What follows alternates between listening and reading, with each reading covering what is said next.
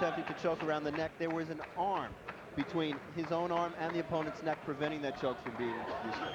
All right, our next bout on Reality Super Fighting. Yasunori Matsumoto and Juan Mott. Muhammad.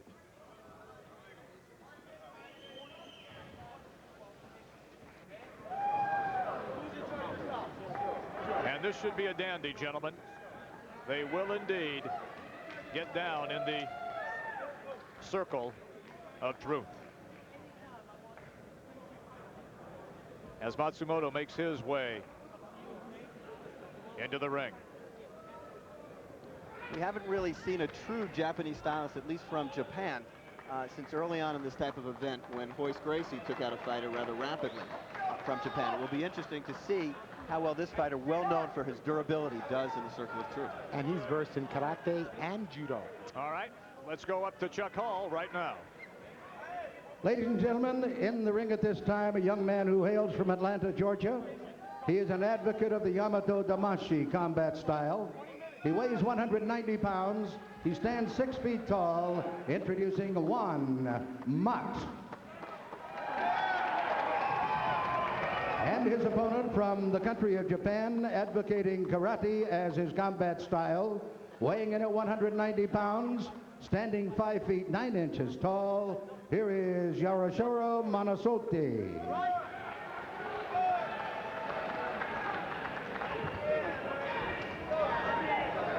All right, we're getting ready for this one. At 40 years of age, a detriment? Are you ready? Are you ready? No. Let's do it. And why, Ron? The Japanese have unbelievable endurance and they have discipline. Their whole code of honor does not allow them to submit either. You know, I saw Matsumoto in Japan. He had his arm broken and he would not submit. Wow. And Mott delivering quickly with the right hands, and they both go for side kicks. The Japanese fighters moving forward and back. In Kyokushin or other Japanese styles, circular movements really are not a significant part of the style. He goes front and back. Attack, attack, attack. Once again, the circle in the ring cannot be used as an advantage in these bouts. Matsumoto trying to turn the action in his favor as Mott has the early upper hand. Both fighters seem content to be standing. Interesting to either one of you. Ron, let's start with you. Juan should try to take him to the floor, and I expect to see that soon. That was going to be my question. Yes, I thought there might have been a takedown much sooner than this. I agree. Knowing you're fighting a Japanese karate stylist, I would think go to the ground if you have ground grappling training. Well, here we go with the guillotine.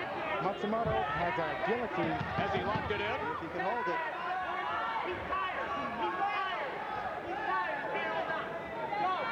Juan Mott needs to counter this. He needs to bring himself very close to his opponent, wrap his arm around him. Don't let Matsumoto get leverage and crank that choke. He's not doing it. We can't see the forearm to see what truly if Matsumoto has this choke in.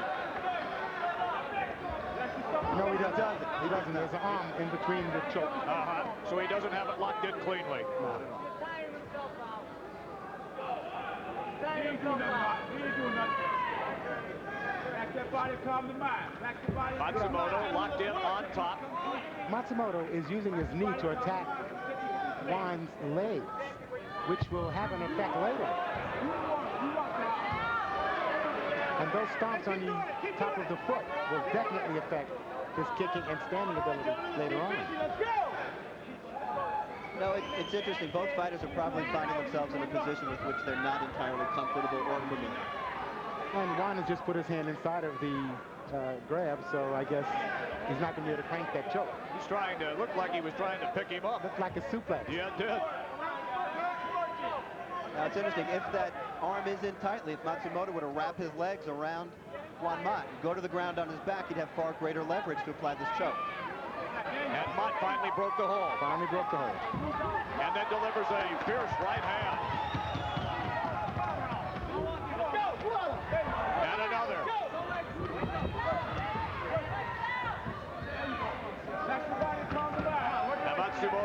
him up.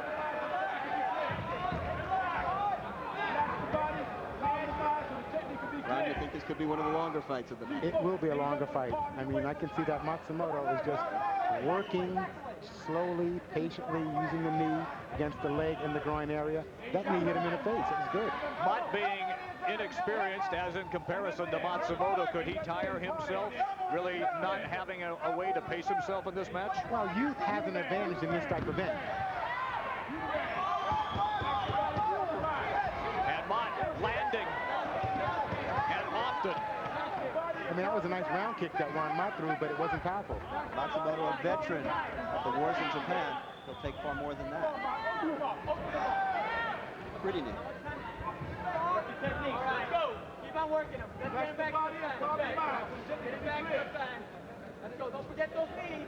Don't forget those knees. Once again, they are backed up against the protective screen. Back that body. Calm the mind. Referee checking. Looked almost like a sumo hold, grabbing the trunks behind him. Your house. Fight out. Let's go. Your house. You guys got to stay busy with some money. Let's go. Referee warning the two grapplers to stay busy. That's right. Relax that body. Calm the mind. Ron, is there a tendency when you have an opportunity like this to try to get a quick breath, a quick rest? Yes, yes. Ain't nothing there, man. And this obviously would be the time when you're both engaged so closely and you're up against the Range, fence. of course. Trying to create what he ain't got. Don't let him create nothing. Don't let him get nothing off. They've been up for a long time. I expected Mott to take Matsumoto to the floor earlier in this event.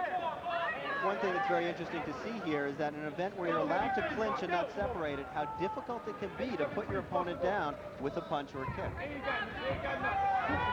There you go. It is obvious that Mott has landed the heavier punches. And there is a direct knee. And he's out. He's out. And that's it. Beautiful knee to the face. Took him completely by surprise. And Juan Mott in disbelief of his victory. That fighter is out. Ring doctor should be coming in. And they will quickly attend to Matsumoto. Matsumoto was out on his feet.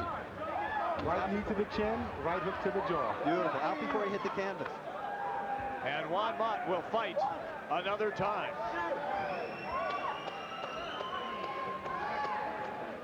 You know, there's one thing that's said. A good jaw is not made. A good jaw is something you're born with. And we may have just seen there evidence where someone had those neuronal pathways, the nerves that go from the jaw to the brain, hit the right way, put him out.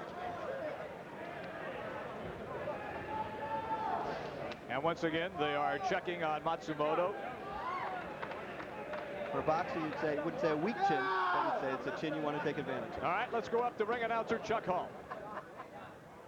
Ladies and gentlemen, the time, 5 minutes, 20 seconds. The winner due to submission by a towel being thrown into the ring, Juan Mott.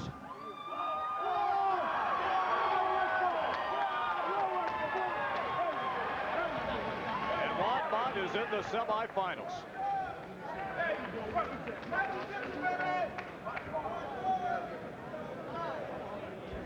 Now you see the combatants here all of a sudden tie up and Right then knee. bang, the right knee. Right knee to the chin. Right to the chin. And he was out on his feet and went down. He was finished right there, right? He's out now. He's out now. And immediately the referee steps in and stops the bout. And Matsumoto, we can tell you while we watch the replay once again, is up and walking back to the dressing room, and he is okay. It's one of those flash knockdown type of attacks. And Mott did not waste any time, Ron, in taking the advantage after the knee landed. Without a doubt, he went right to the mounted position and full speed blasting time. 4 or 5 punches of face, that was it. And then the celebration, even in disbelief that he is the winner. Ron, what is that feeling like right there? You're so happy it's over and you won. It's unbelievable.